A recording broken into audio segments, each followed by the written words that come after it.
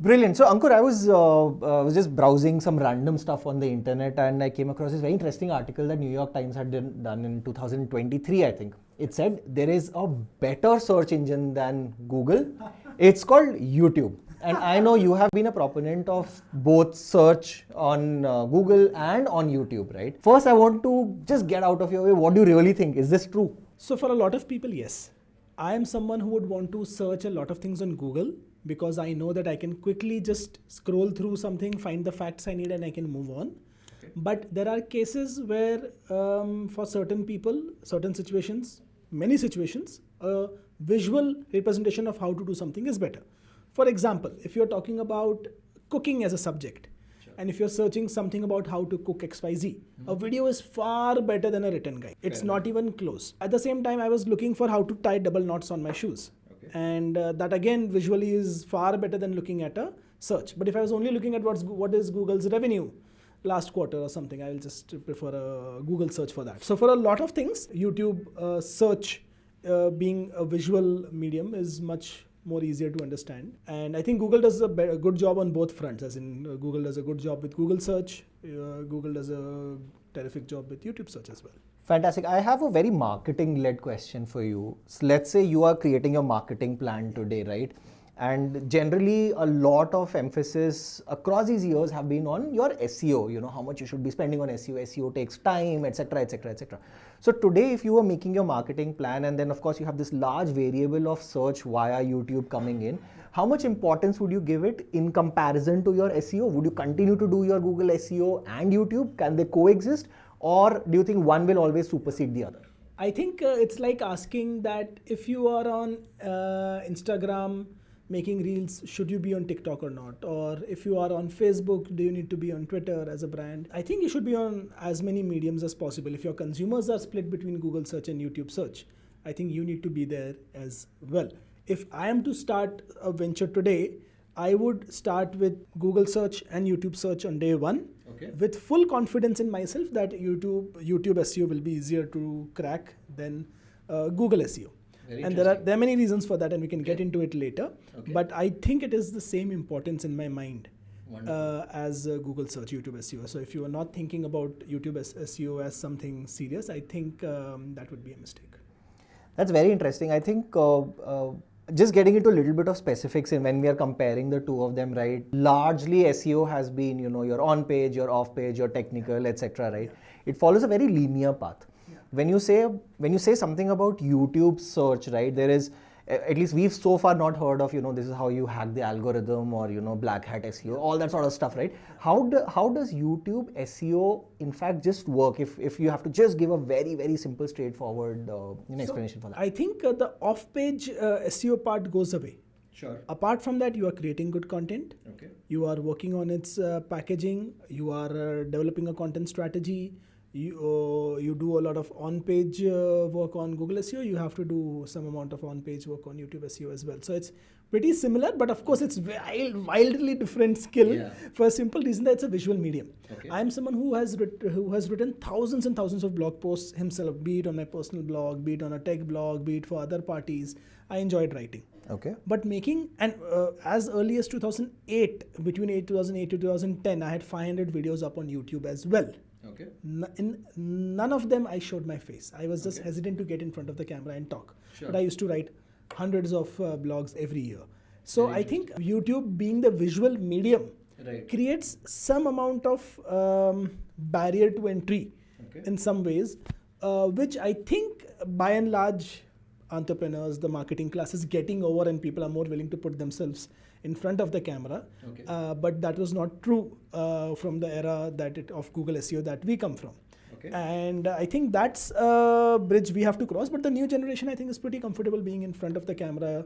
Instagram stories and stuff, and selfies and stuff they've grown up in their teenage days with that. So I think they're more confident speaking in front of a camera. And I think I have also adapted to it. Like my YouTube channel now, I started it pretty late, but and it was made with the objective to learn YouTube, and it's at 3.5 lakh subscribers today with just 200 odd videos going up there. So it's been a good learning curve. putting myself in front of the camera, and then once you put yourself in front of the camera, you are basically on the same plane as a Shah Rukh Khan. Fair enough. That's a ridiculous thing to say, but you are in front of the camera. You could either be someone like this sitting in front of the camera, or you could be a Shah Rukh Khan. There's no end to the amount of creativity you can put up there. And that's also probably, now that's a new barrier. Now every passing video that I make, I'm thinking about, like, just like I was pointing you that these overhead lights should have been off, and whatever a little bit of oil I wanted to get off from my face so that the lights do not shine. Shout out to Pond's powder. You should have still used Johnson's, but okay. So point being that I'm thinking every passing video, how do I make it somewhat better? But honestly, when I started doing YouTube, it was just me sitting in front of the camera and speaking, and it doesn't matter what the production value looked like. It was about the content, and I think that is still by and large true. Your audio, what you speak, is more important than the visuals for the most part. And I have had demonstrations sitting across with people discussing YouTube retention, and I remember in one meeting you were getting hammered about why is our editing not of X quality, look at these guys, they do such amazing editing. And then I played a video for them and said, what do you think of this editing? And I think they were 2 out of 10 or something like that. Yeah, they were like shaking their head, this college kid level editing. And then I asked them, what do you think is the retention of this video? And the retention was off the charts. It's more than anything they've ever seen. And that is because the speech was good. Right? A good orator does not need editing to come and save their content. Fair enough. A good content writer does not need aggressive, or at least back in the days did not need aggressive SEO or backlinks to shine. The content found its way with some amount of push. Similarly, I think even with YouTube, I think we should stop being obsessed with the quality part of how big the production is or how rich the production is, and focus more on the content and the what is being delivered, right? I think you made a very good point about faceless content. That's something that we should definitely cover in one of the next upcoming videos. Just coming back to the piece that you were talking about, when SEO came, a lot of people, or this is like late or early 2000s, actually late 90s, everyone had a guide. Right, 10 checkpoints of writing the perfect SEO article. You had Yoast plugin, I remember, and all those things happening.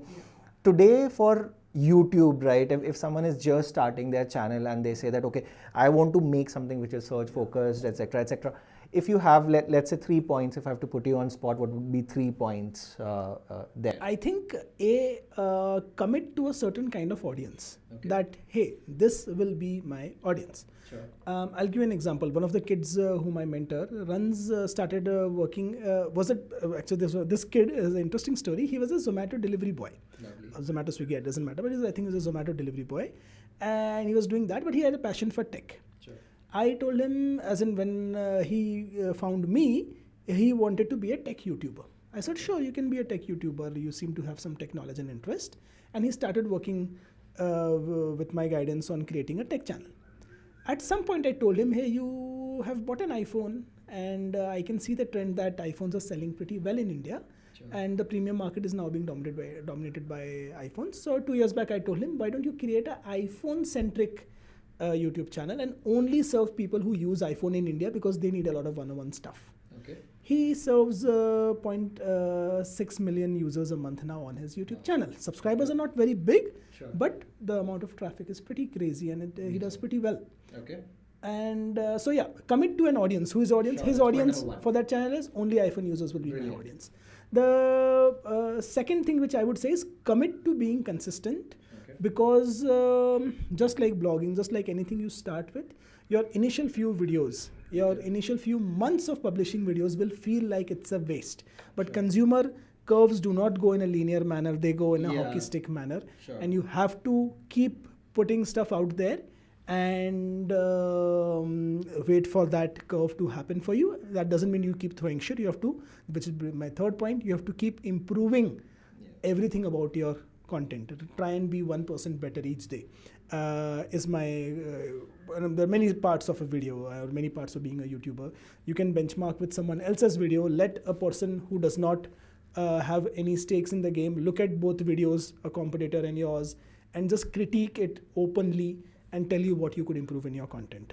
That may be hard to hear. Digest, I think. Yeah, but you have to keep leveling up for these 6 months and 6 months, 8 months, 9 months. And if you have chosen the right audience and served them with the right content, I think there is a huge, as in there's a blue ocean out there to capture on YouTube today. Excellent. So that's point number one, which is, Commit go to to an an audience. Second is commit long term, do it consistently. Your third point would be for... Third point is the upskilling part. Keep upskilling your content or keep leveling up your content. Fantastic. Ankur, you also talk, I remember one of our chats where you said Google SEO is more like a stone ranking, right? I know. If I'm one for this, everyone is going to see me on first, whereas YouTube SEO is more like a magazine. It is more like tendered towards you. Does that make it easier or does that make it tougher? So I'm just going to go back to the first question where I started this conversation. So on Google, if say you rank number 1 for a search result which probably says, tell me something about watches, okay? Sure. Best mechanical watches, right? Sure. If you rank number 1 for it, Sure. right, and say I am, not in the first page, there is no way I can get that traffic from Google. You go. They say, right, best way to bury your dead bodies on page number 2 of Google. Yeah. On YouTube, if your video on top best 5 top watches is ranking on YouTube and someone is watching your video, I have a chance to show up next to that video. Sure. And serve something similar to your audience as well. As a result, it's a dynamic magazine which gives opportunity for you to go next to the person who is ranking well or doing well for certain content, and I may have a counter opinion to you when making that video. Sure. And that becomes my hook to bring the audience from your video to my video after they have watched your video. So it's not a zero-sum game like Google search. It's a pretty complementary thing. Excellent. And that is why on Google you are fighting for spots. On YouTube, you are fighting for a community or a type of an audience or a interest area as a whole. Brilliant. I think you touched upon a great point of suggested videos, how to rank for suggested videos. Maybe let's take it up next time. Yeah. Bye.